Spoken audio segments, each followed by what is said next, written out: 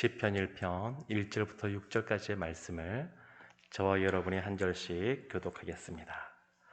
복 있는 사람은 악인들의 꾀를 따르지 아니하며 죄인들의 길에 서지 아니하며 오만한 자들의 자리에 앉지 아니하고 오직 여호와의 율법을 즐거워하여 그의 율법을 주야로 묵상하는도다. 그는 시냇가에 심은 나무가 철을 따라 열매를 맺으며 그 잎사귀가 마르지 아니함 같으니 그가 하는 모든 일이 다 형통하리로다. 악인들은 그렇지 아니하며 오직 바람에 나는 겨와 같도다.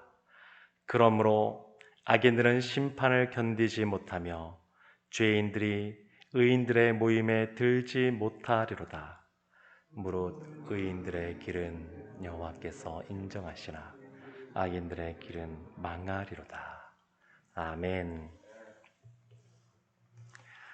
출애굽기 24장까지 우리가 어제까지 말씀을 보았고, 오늘부터 열 하루 11일 동안 시편 말씀을 보게 됩니다. 그리고 그 이후에 다시 출애굽기 25장 성막과 관련된 내용부터 다시 보게 됩니다.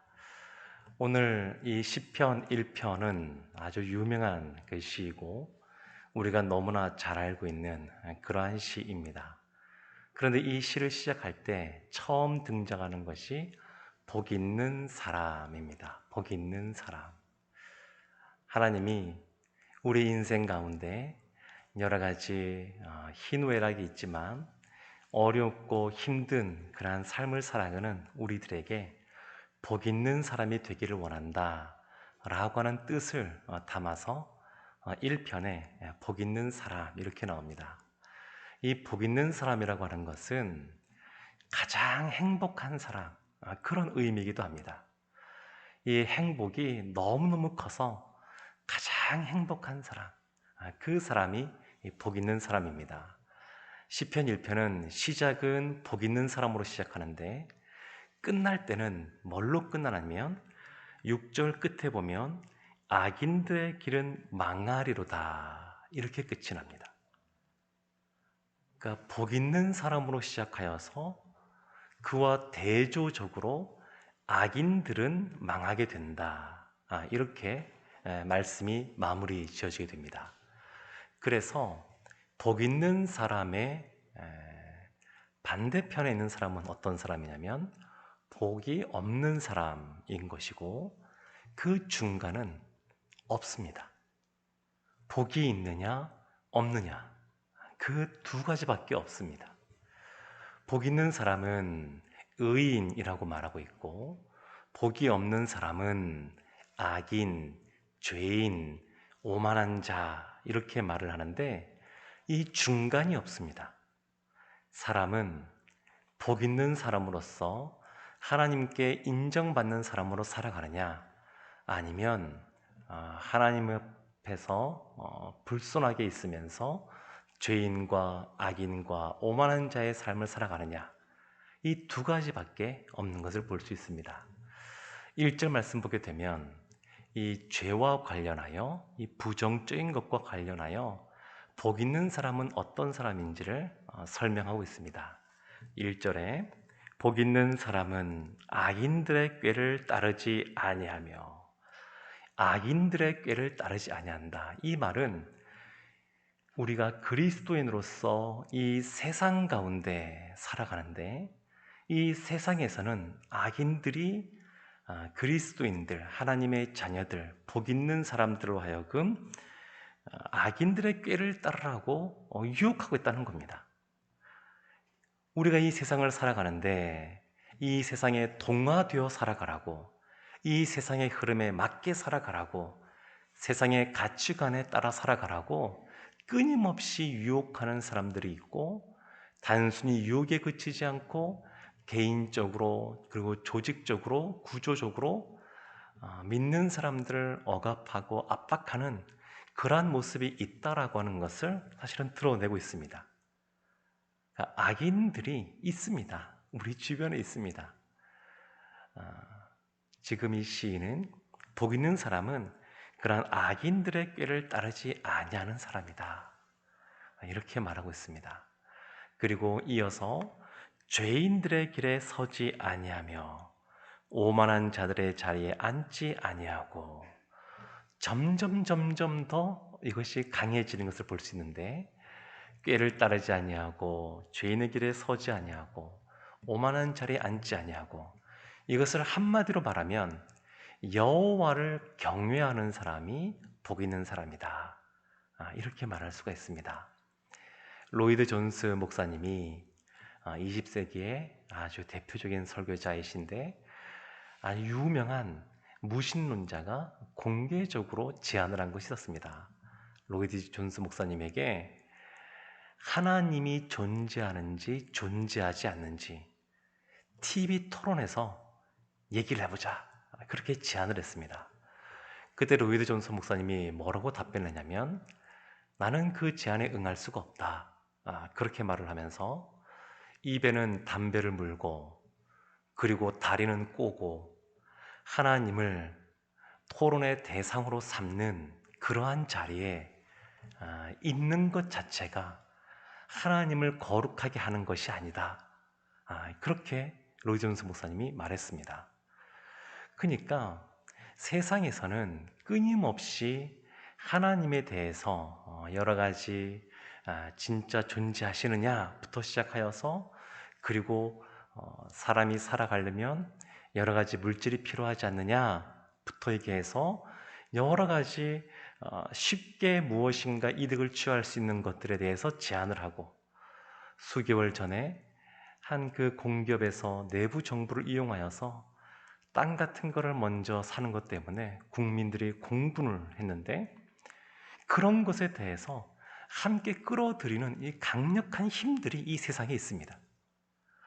그런데 그러한 것을 따르지 않는 사람이 복 있는 사람이다, 이렇게 말하고 있습니다. 그리고 우리가 출애굽기에 보면 지금 하나님이 시내산에서 모세와 이스라엘 가운데 하나님의 말씀, 율법을 주고 계시는데, 그 율법과 관련하여 어떠한 사람이 복이 있느냐, 2절에 이렇게 말합니다. 오직 여호와의 율법을 즐거워하여 그의 율법을 주야로 묵상하는 도다. 율법을 즐거워하는 겁니다. 즐거워하는 겁니다. 하나님 우리 주신 이 말씀이 오래전부터 우리에게 전해져 오고 있지만, 이 말씀을 늘 보다 보게 되면 말씀이 새롭게 보여지고, 새로운 말씀으로 들려지고, 새롭게 말씀이 깨달아지는 그런 은혜가 있습니다.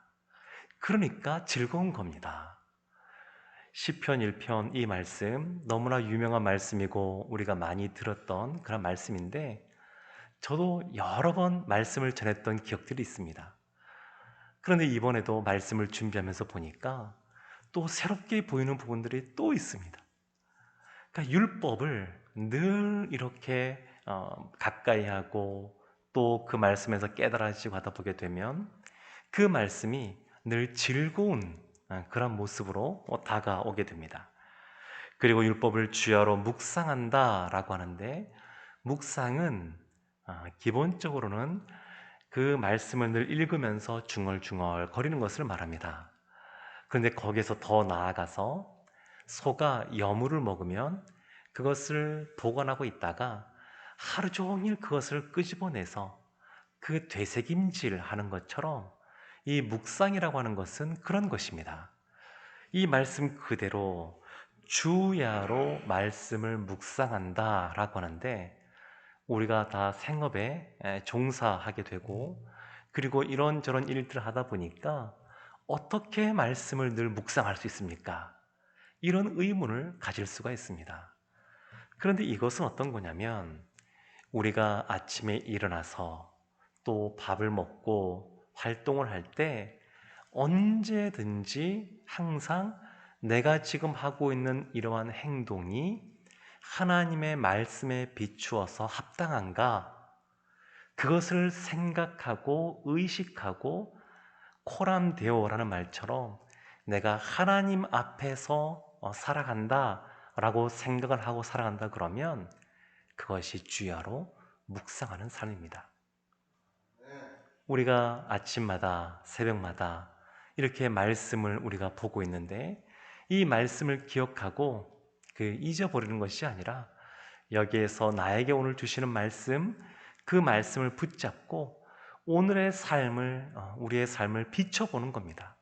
늘 그렇게 삶을 살아갈 때 하나님께서는 그 사람이 복 있는 사람이다, 이렇게 말씀하고 계십니다.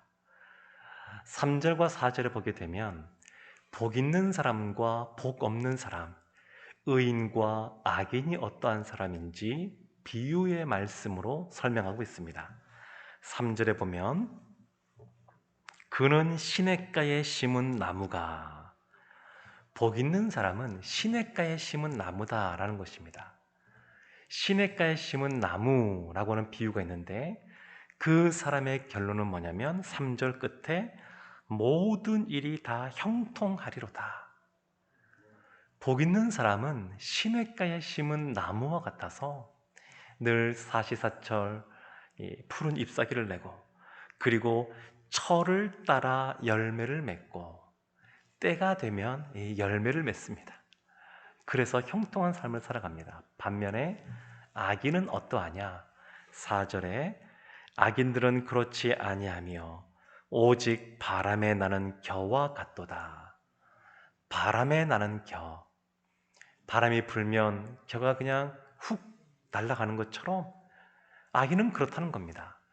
시냇가에 심은 나무는 가뭄이 들든 아니면 어떤 상황이든 늘 단단하게 그 자리를 지키고 있는데 악인은 그렇지가 않고 그냥 바람이 불면 날아가는, 그냥 별로 이렇게 하잘데기 없는 어떤 그러한 존재다, 그런 것을 볼 수 있습니다. 5절 말씀에 보면 악인들을 또한 이렇게 설명합니다. 악인들은 심판을 견디지 못하며 죄인들이 의인들의 모임에 들지 못하리로다. 심판을 받는다는 겁니다. 악인은 심판을 받습니다. 하나님으로부터 심판의 그런 판단을 받습니다. 그래서 6절에 이 의인들과 악인들에 대하여 결론적으로 이렇게 설명합니다. 무릇 의인들의 길은 여호와께서 인정하시나 악인들의 길은 망하리로다. 의인들의 길은 하나님이 인정하시는 길입니다. 하나님께 인정받는다라고 하는 것은 우리에게 조금의 흠도 없다, 그런 것을 말하는 것이 아닙니다.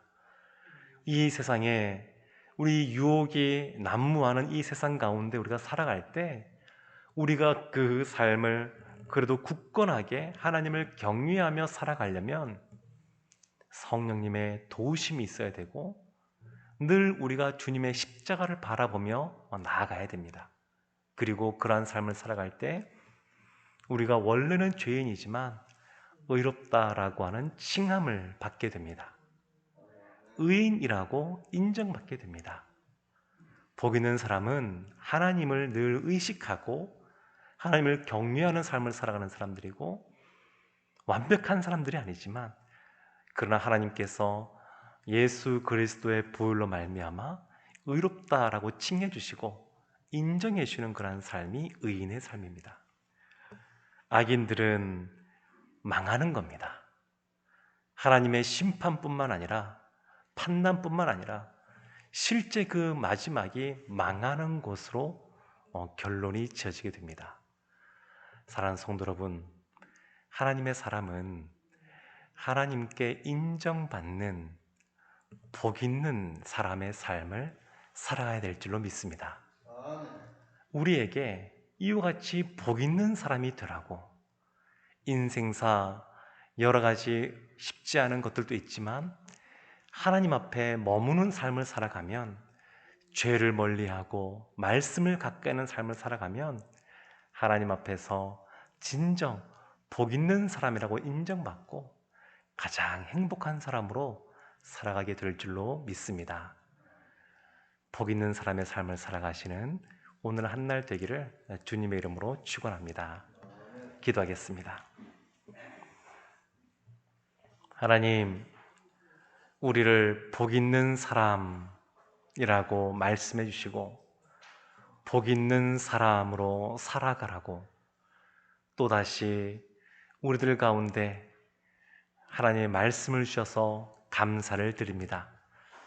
하나님, 오늘 한 날 살아갈 때 우리를 도와주셔서 우리 가운데 성령의 충만함으로 함께 해주셔서 죄를 미워하고 멀리하며 하나님의 말씀을 가까이 하는, 말씀을 묵상할 때마다 말씀이 깨달아지고 그 말씀이 깨달아진 것 때문에 기뻐하고 즐거워하는 그러한 삶을 살아가는 저희들 되게 하여 주옵소서. 우리를 사랑하시는 예수님의 이름으로 기도합니다. 아멘.